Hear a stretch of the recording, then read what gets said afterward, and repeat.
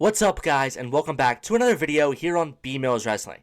In today's video, I'm going to be giving you guys my full reaction and review to Clash in Paris. Before we get into the video, if you guys are not already, make sure to subscribe to the channel. And don't forget to turn on post notifications so you don't miss any new uploads. And don't forget to leave a like down below. Alright guys, let's get into this review. To kick off Clash in Paris, we had the one-on-one match between Bronson Reed and Roman Reigns, the Tribal Thief versus the Tribal Chief. I was very excited for this match, even though, it's a singles match with no title on the line, not really any stakes, no stipulation. I was still excited for this match because I really liked the storyline that they had been telling from, Bronson Reed just basically bullying Roman Reigns, taking his shoes, making it into the Shula Fala, mocking Roman Reigns, calling himself the Tribal Thief, throwing the ones in the air. Like, I really did like what they were doing with this feud between Bronson and Roman Reigns, and I was just super excited to see Bronson get what is the biggest match of his entire career, a singles match versus one of the greatest of all time in Roman Reigns. And then for Roman Reigns' standpoint, we haven't seen him have a singles match on a PLE since WrestleMania 40.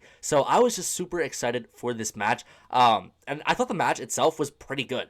Like, it wasn't anything like crazy, but like I thought that the chemistry was there. The crowd obviously added so much into this match. They were hyped for this match. Made it feel like a really big fight, like a main event type of fight. But like the counters from Bronson Reed on the spear, like the Superman punch counters, they did a really good job of making Bronson just look really strong in this match against one, like I said, one of the greatest of all time in Roman Reigns. I thought this match was very unpredictable. I didn't know if Bronson was going to get this win. I didn't know if Roman Reigns was going to get this win. So I really love, when my matches are unpredictable. And like I said, this was an unpredictable match. As we get closer to the end, we see Roman Reigns hit Bronson Reed with an avalanche Samoan drop off the top rope. And then he eventually follows it up with a spear to pin Bronson Reed for the 1-2-3. Roman Reigns beats Bronson Reed in this match. I'm not ultimately too mad about Bronson losing this match. I know it would have been a huge win. It would have taken him to the next level. But, obviously, like I said, he still looked really strong in this match, put up a good fight, and Roman Reigns winning probably is the right choice. But as we get to the after shenanigans after this match, we see Paul Heyman in the ring comforting Bronson Reed, and then we have Roman Reigns come up to Paul Heyman in the ring. Paul Heyman's basically begging him to forgive him, this and that, saying he acknowledges him. And then Roman Reigns asks for his shoes back that Paul Heyman has. Paul Heyman gives him his shoes. And then Roman Reigns puts Paul Heyman in the guillotine, which I thought was hilarious. We haven't seen Roman Reigns use that move in forever. So to see him put Paul Heyman in the guillotine, that was just super funny. I thought that was how we were going to end the first match and segment. Roman Reigns, obviously, he went outside the ring. He was, signing his shoes that were stolen from him that he regained. He was signing them and then throwing them in the crowd to the fans. I thought that was it, and then we were going to move on to the next match. Nope. Braun Breaker comes out of nowhere while Roman Reigns is on the regular announce table, and then on the Spanish announce table, Braun Breaker spears Roman Reigns. That was crazy. Like, he just has the greatest spears of all time. Like, he literally looked like he killed Roman Reigns. And obviously Roman went through the table. He was spitting up. It just looked great. And then, Braun Breaker just starts tweaking out like he usually does. And then, that's, not it, right? We all thought that was it after that. Roman Reigns, he starts to get taken to the back by the refs and stuff like that. Braun and Bronson are helping Paul Heyman to the back, who's obviously hurt because he was in that guillotine. And then we see Braun Breaker turn around, say, I got one more in me, and he hits Roman Reigns with another crazy spear. That dude, just runs so fast. It literally looks like a damn, missile when he's taking out Roman Reigns. And that wasn't it either, because then we see Bronson Reed hit him with 3 tsunamis. They bring out the stretcher board. Roman Reigns is on top of the stretcher board, and he's just getting tsunamied 1,000 times by Bronson Reed. And then after all that, Jey Uso finally comes out to make the save for Roman after he just let his cousin just pretty much die to the hands of the Vision. Tries to make the save, hits Braun Breaker with a super kick, but ultimately he gets really banged up and injured. Braun Breaker hits him with a spear, and that's how the first segment closes with Roman Reigns on the stretcher getting stretchered out. Yeah, I think we're not going to see Roman Reigns on WWE TV for months. I think there's a chance he works War Games, but if he doesn't, I think he'll make a return closer towards the Royal Rumble. But yeah, I think this, what they were telling us is that they are writing Roman off for a long time because he's obviously going to film the movie Street Fighter with Cody Rhodes, who just left, I think, a week ago to go film that movie in Australia. Roman Reigns is obviously going to be following him there for that movie. So I think this is the best way that they could have done this. I didn't want Roman to win this match and then just like go away for a while and then come back. I thought that never made sense in a million years. So having him get written off TV like this, having both Braun Breaker and Bronson Reed look really strong and destroy him after the match, I thought that they did that, perfectly. The next match that we had on this Clash in Paris card was the Street Profits versus the Wyatt Six for the WWE Tag Team titles. Wasn't like too excited for this match. It kind of literally got added on like the Friday before Clash in Paris, which I thought was interesting. I'm not gonna lie, I would have rather seen them do Dom and AJ instead of this match. But either way, it was a solid match. It wasn't anything crazy, but Montez Ford doing Montez Ford things in this match. I thought the Wyatt Six, this is one of their better matches since coming back. Because I know they've been a little rusty. But I hope now that they have the titles, they can start having better matches. But I thought obviously the biggest thing to take away from this match was that we might be getting a Street Profits split pretty soon. They teased it on SmackDown with Bo Dallas talking to them about, do they really trust each other? Are they going to, still be a team? And obviously, a lot of people have been wanting them to split for a while now because they want to see Montez Ford thrive as a singles competitor. He could really elevate like the mid-card division and then maybe one day even be in the main event scene. Like I feel like he's got the perfect character to do so. But obviously he's in this tag team with Angelo Dawkins. They haven't really talked about a split in a long time. So to have them revisit this, I think is very interesting. And then in this match, we obviously see Angelo Dawkins tell Montez Ford he wants to start the match, and they don't usually they're usually on the same page. They were not on the same page tonight in this match, which I thought was very interesting. And then, obviously, to end the match, we see Nikki Cross under the ring grabbing Montez Ford and then allowing Bo Dallas to hit him with a Sister Abigail. And then, obviously, they go on to win the match with the new finisher, which I think is called the Plague, which is a pretty cool name for a finisher. I didn't expect the Street Profits to win back the titles by any means. I honestly have no idea who's going to be the ones to dethrone the Street Profits, or not the Street Profits, the Wyatt Six. But overall, this was a solid match. I do hope that we continue to get the teasers of the split between the Street Profits, and I hope that, the Wyatt Six are involved in that. It does seem like Bo Dallas might be overtaking that Karrion Kross gimmick a little bit. Like, not totally, but maybe a little bit. But I hope that they continue to further elevate this storyline and, have eventually the split between the Street Profits. The next match that we had on this Clash in Paris card was for the Women's Intercontinental Championship between the champion Becky Lynch and the challenger Nikki Bella.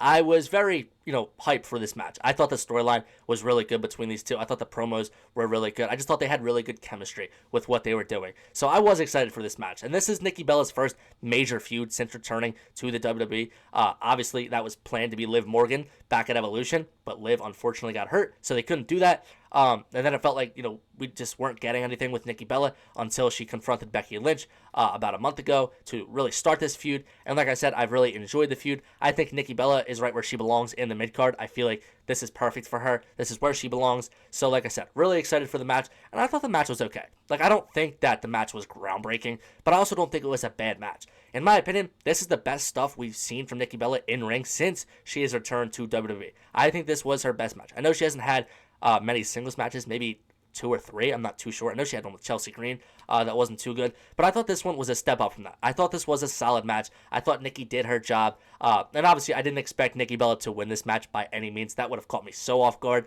Becky Lynch, obviously she went on to retain in this match. I was a little intrigued by the ending of Becky Lynch winning by a roll-up, and it was a very clean roll-up. We did see that back at Evolution in the triple threat with Bayley and Ladder Valkyria, but I really thought in this type of match with Nikki Bella, I thought we were just going to see Nikki tap to the disarmor, or Becky Lynch was just going to win with a manhandle slam. It was interesting to see, Nikki start to use the finishers of Becky Lynch. I thought that caught a lot of people off guard, probably thought she was going to win the match. But, like I said, I thought the roll-up finish was an interesting choice because, are we going to continue this storyline? Because, Nikki didn't really go out, like, losing to a finisher like the disarmor or the manhandle slam. Maybe I'm just, overlooking things. But I feel like this storyline could continue. I'm not sure who's going to be next in line for Becky Lynch's IC title, but I wouldn't mind if they ran back this title match one more time. I don't want them to do it for too long. Maybe they can just do it on like an episode of Raw or something. I don't think that they should drag this all the way to WrestlePalooza if they revisit this. But I wouldn't mind like one more match between these two. The next match that we had on this Clash in Paris card was an old-fashioned Donnybrook match between Sheamus and Rusev. this was the third match between these two. It was concluding their trilogy. We know that Sheamus won one, Rusev won one, and they've just been brawling all over the arenas every episode of Monday Night Raw. I was hyped for this match. I know a lot of people were getting bored of it because there's no title on the line. There's nothing really at stake. But I love the matches between Sheamus and Rusev, and I was hyped for this one because it was no DQ. I knew we were going to get a ton of fun spots in the match, and we definitely did. I mean, Sheamus, doing the 10 beats of the Battering all over the arena to Rusev. We saw him do it on like the bar that was set up there, do it on the barricade, on the ropes. That was really fun. The crowd was also the crowd was great all night, don't get me wrong. The crowd in this match, though, like, they were so hyped for it. And like you should be. Like, this is a no DQ match with a lot of amazing spots. Like, the crowd being so invested into the match just made it feel so much more important than it actually was. Like, you would probably feel like the title was on the line in this match, but it wasn't. But yeah, really fun match. There was just so many amazing spots in this match. Like, for example, when Sheamus, got Uranagi'd through the bar that was set up outside, off the stairs. He looked like he hit his head pretty hard through that as well. Sheamus, taking Rusev to the top of the barrels, the whiskey barrels that were set up, and then hitting with a white noise into the two tables. That was a crazy spot. And then they get back into the ring for the finishing moments. Sheamus, as Rusev is looking to hit Sheamus with a shillelagh, Sheamus hits him with a bro kick. I thought that was it. I think everyone can agree that that was probably going to be the end of the match for them. And it was not. Rusev kicked out of that bro kick. That was crazy. Like, I did not expect that at all. That's when the match really pulled me in. I was already super invested into the match, but like that really pulled me in because I didn't know who was going to win at that point. Because Sheamus has won so many matches like that where his opponent is ready to use a weapon like the shillelagh, and then Sheamus hits the bro kick, and that's it. But no, we see Rusev put Sheamus in the accolade, thinking that might be it. Sheamus gets up, puts him down on to the steel, chair that are both steel chairs that were sitting there, and then he hits him with like a high knee as well. Rusev hits him with a couple of kicks as well. Like, I just don't know who's going to win at this point. But then, we get to the point where Rusev has the shillelagh once again. He hits Sheamus in the back with it, breaking it. At that point, I was like, okay, that's the end of the match. Rusev is going to win. And Sheamus kicks out of that. So I was like, wow, who is winning this match? I have no idea. And after all that, we get into the final seconds of the match. Rusev locks in the accolade on Sheamus once again, but this time using the broken shillelagh to, put into Sheamus' mouth. He bends him all the way over, and at that point, Sheamus taps out, and the match is over. Awesome match. This was, in my opinion, the best match of the night. I did enjoy the rest of the matches, but this was my favorite by far. This was their best match together as well. I am happy that Rusev won the trilogy. I love Sheamus, but I feel like, this is for Rusev's first major feud back in WWE since his return. So I think it only made sense for him to win it. Now he can continue to move on and maybe get into the title picture at some point, probably for the IC title, if I'm being honest. Maybe, AJ Styles beats Dom, and then you can run AJ versus Rusev in the future. I think there's a lot they can, still do with Rusev.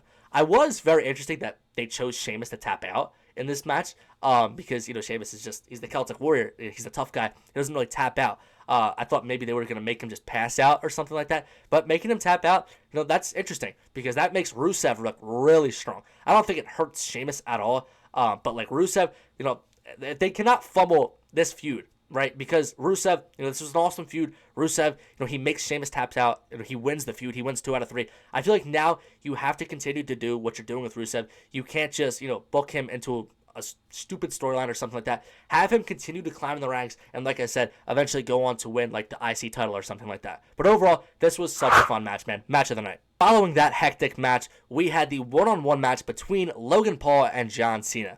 I was very hyped for this match. I'm not going to lie. At first, I was not a fan. But after seeing the promos between John Cena and Logan Paul, he was just a good dancing partner for John Cena on the microphone. He's that perfect bad guy that can go against, Super Cena on the microphone who gets to cook the bad guy. I just thought it worked phenomenally, the way that they did it. And I was really expecting, a good match as well between these two. And I'm not going to lie, the match was pretty solid. I thought it was a really good match. If I'm being honest, probably his second best match in his retirement tour behind the John Cena versus Cody Rhodes match. I don't think that match will end up being topped during this retirement tour. But yeah, a really fun match where we got to see John Cena just look like he's having fun again, in the ring. Hitting Logan Paul with tornado DDTs from the top rope, hitting him with another code red like we saw at SummerSlam. He even pulled out a fucking Styles Clash on Logan Paul in this match to get the chance going in Paris, which I thought was just a really awesome moment. Makes you want Cena versus AJ Styles one more time. But like Logan Paul, he also looked really good in this match. There was times in the match where it felt a little awkward. It felt very slow paced. But like, that's what you're going to get. John Cena, he's, in the final, couple of months of his retirement tour. Obviously, he's not going to move like he did over a decade ago. But like for what he can do, I thought that he did a great job. I thought the match was super fun.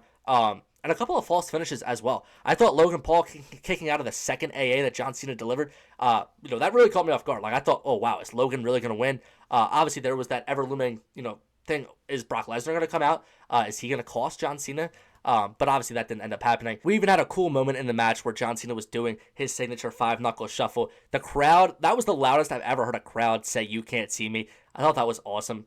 We also saw Logan Paul try to do the 5-knuckle shuffle on John Cena as well. He didn't hit the first one, but he did hit the second one on John Cena. But as we get to the end, the final minutes of the match, we see Logan Paul jumping from the top rope, trying to take out John Cena. Cena, he rolls through, hits Logan with an AA, and then he tries to hit another AA. Logan counters, hops off of John Cena's shoulders, hits him with the right hand. At that moment, I was like, wow, is Logan Paul actually going to beat John Cena in this match? But then, John Cena bounces off the ropes or whatever. Logan Paul, he tries to hit him again with the right hand. Cena ducks out of the way, and then he hits Logan with, I believe, the fourth AA of the match, and then he beats Logan Paul for the win. Super happy with the match. I thought it was a fun match. I'm very happy with the result. I think John Cena definitely deserved to beat Logan Paul in this match. This is also his 99th PLE win, so it'll be interesting to see if Brock Lesnar perhaps is number 100 on that list. A lot of people are saying they're bummed out that Brock Lesnar didn't return in this match.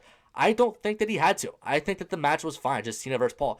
Brock Lesnar will probably return on SmackDown. He already made his shocking return at SummerSlam. There was no need for him to do it again at Clash in Paris. Let Cena get his win and then have his moment with the crowd after. I think that's all he wants, right? You can do the Cena versus Lesnar stuff next week, 2 weeks from now, whatever it is. We know we're getting the match at WrestlePalooza. There was no need for Lesnar to return in this match. But like I said, super happy with this match and super happy John Cena came out on top. Now it's time to get into the main event of Clash in Paris for the World Heavyweight Championship between the champion Seth Rollins and the three challengers Jey Uso, LA Knight, and CM Punk. And obviously, we learned earlier in this night that the Vision, Braun Breaker, and Bronson Reed were banned from ringside if they even showed up in the arena, that they were going to be suspended without pay. Obviously, Paul Heyman was taken to the hospital because Roman Reigns put him in that guillotine during the first match of the night. So, Seth Rollins all by himself in this match, no Vision by his side. That obviously sparked a lot of questions, like, were we going to get a fourth member in this match, or was Seth Rollins going to win the belt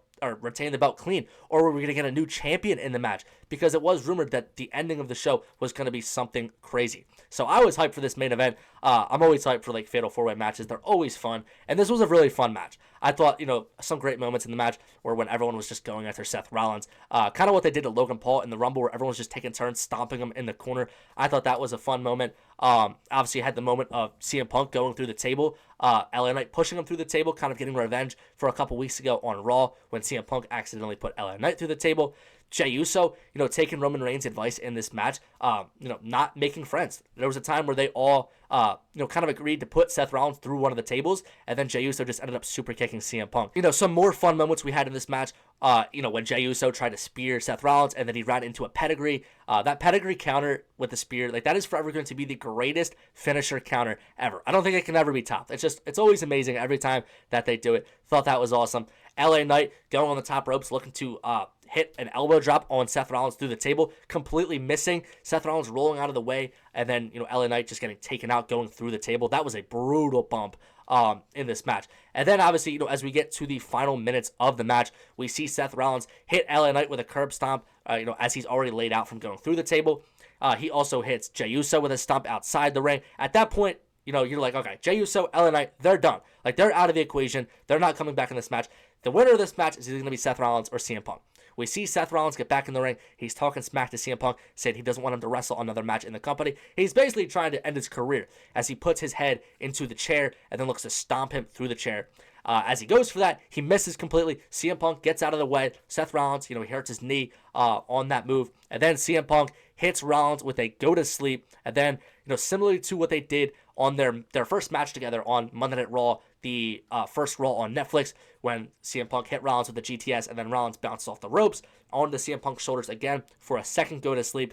I thought that they were going to recreate it. I think a lot of people thought that that could have been the end of the match, where CM Punk was going to win back the title that Seth Rollins stole from him at SummerSlam. And CM Punk, he's got Rollins on his shoulders, taking 10 years to hit him with another go-to-sleep. Then as CM Punk is about to hit the second go-to-sleep to Seth Rollins, we see a mysterious figure in a black hoodie and black mask low blow CM Punk from behind, costing him the match, and that ended up being Becky Lynch. Becky Lynch is officially the fourth member of the Vision. This faction, obviously, I think we all thought that a fourth member was going to, debut and be in the faction.